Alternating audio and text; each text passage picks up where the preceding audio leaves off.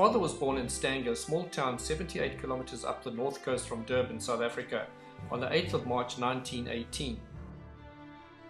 When he was 14 years old, his father asked him what he intended to do for the rest of his life, and he replied he wanted to go to sea. He enrolled at the General Both in Simonstown to begin his sea career. He excelled at the General Botha. He was part of the crew that took part in the cutter race on the Thames.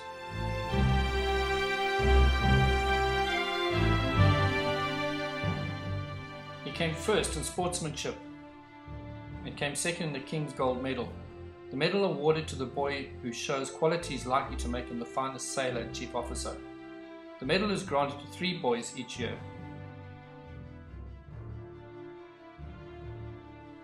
After graduating from the General Botha, he joined the Merchant Navy, and in 1936 he joined the Clan Line. His voyages, amongst other places, were the Indian coast, South and East Africa. He joined a ship named Gogavale on the 2nd of January in 1940.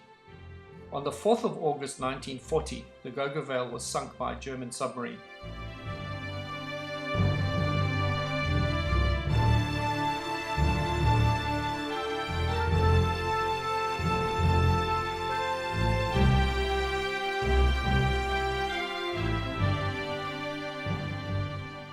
I'm going to read the letter my dad sent to his parents on the 10th of August in 1940.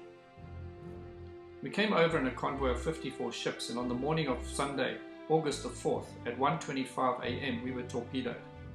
We were hit just forward of my room. My room was completely wrecked, although I was unhurt. I couldn't find my life jacket in the shambles, so I had to get out. My deck in the room was about 4 inches underwater, and the ship had a terrific list. I scrambled along to my boat, and it had been washed away. The boat above my room had been blown up, and the starboard boat managed to get away with about 24 in it.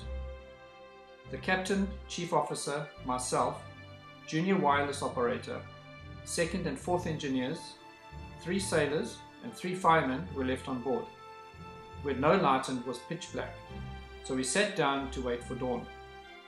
Meanwhile, we managed to get the emergency wireless dynamo working and sent out our SOS, which was picked up by Northern Island Station 500 miles away. So we thought our chances of being picked up very slim. When dawn broke at about 5 a.m, we saw that another ship had been caught as well. The ship, ours, was slowly getting a bigger list. So the old man said abandon ship, but we refused. So after a bit we compromised. 6 lads went aft to a 30-foot gangway.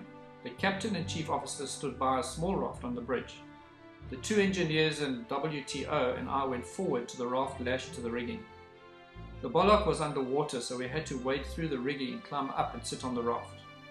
It was bitterly cold and I had pajamas and a raincoat on, and the others were dressed about the same. I don't know how long we sat up there, but the 4th engineer was just about falling off with cold, and we weren't much better. And then as we rose to the crest of the wave, I saw a wee ship on the horizon, and I sung out, "Destroyer!" And then I thought maybe it's the sub come up for another smack. But no, it was the destroyer. It came belting up about 30 knots. They then picked up our lads who had got away in the boat and also the other ship's crew, and then came for us.